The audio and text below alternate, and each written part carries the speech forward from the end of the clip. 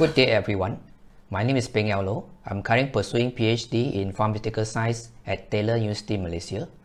One of the skills I learned which I believe will benefit postgraduate students, especially the new one, is the skill of note-taking during our literature review.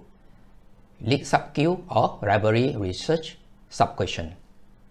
I have presented this topic at the PER Support Group School of Pharmacy, Taylor University, Malaysia, as well as friends pursuing their Ph.D. study.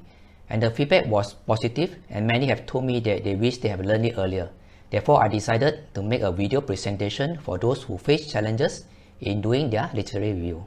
Today, I will cover the introduction of the LibSubQ, 3 steps in building the LibSubQ, and lastly, how to utilize the LibSubQ during our literary review and when we start writing.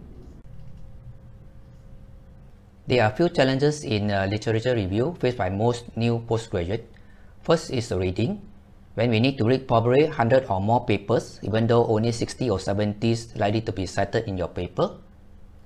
Next, remembering the contents, who say that, what happened, where, which, and how. And remembering the connection, who is in disagreement with who is not disagree with who, and what's the contrast in their finding, what are the gaps, and how you synthesize. And lastly, when you're about to start writing, you got to ensure that the information gathered is easily accessed to make comparison, support for your work, for example in the chapter 1, 2, 3, and 5. I believe many use various platforms for note-taking, so to remember the content and the connection, such as General Matrix and Excel, Mendeley, or EndNotes. However, you would still face difficulty to retrieve the information you have gathered when you wanted to write the chapters. This is where I found LibSubQ will be helpful, not just in remembering the content and the connection, but also during our writing process by ensuring that the information gathered is easily accessed. LibSubQ or Library of Research Sub-Question. I learned this from Dr. Darcy J. Harlan from Wharton University, United States. It's a note-taking method during literature review process. It allows you to categorize your research question into specific sub-questions or dissertation checklists, whereby each sub-question representing specific area of study of chapter, such as the background, literature review, or methods, etc. Now this presentation will be the modified version, which is much simpler and easier to use. The advantages, of course, I mentioned, information gathered from literature review, easily accessible and ready to be cited, compared, discussed during your writing process. Let's move on to 3 steps in building the LibSubQ. Step 1. Prepare your research information worksheet or tab, or an Excel worksheet tab that contains basic information of your research, such as title, outcome measure, main objective or special objective, research questions. This is to ensure that you stay focused at your field of study. For example, this was my research information worksheet, where I fill in all the titles, data collected, main objective, special objective, and my research questions. Step 2. Establish sub-questions for most research. Establish those general sub-questions into the tab, which usually consists of, for example, A, background and framework, which usually include definition of the keywords, any conceptual or theoretical framework referred in the papers that you're reading. B, gaps, which support your study or any study that's suggested by the author for the future study.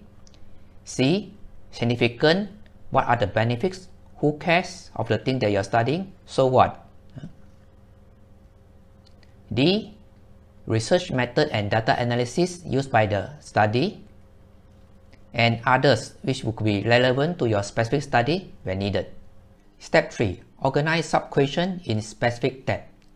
As each tab that you have created just now, for example, tab A, background and framework, create a table like this with title, year, author, country, research type, sample size, page number, and notes.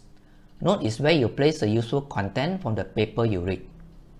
However, I do not paraphrase, synthesize, or add my comment here as suggested by Dr. Darcy, but just copy and paste here at this point of time. The reason is I don't have strong command of English. I may wrongly interpret them when I transfer what I paragraph into my writing later. So I just copy and paste here.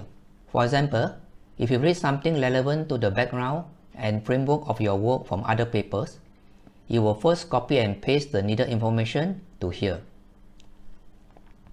You may add the header of the notes for you to know what is the notes that you're talking about. You may note that at the page column, there are references other than page number. References mean that you may need to read the original paper cited by this paper. You can't cite this paper for the notes here as they are secondary references. For example, you can screenshot the original paper you may need to read up to cite them directly later.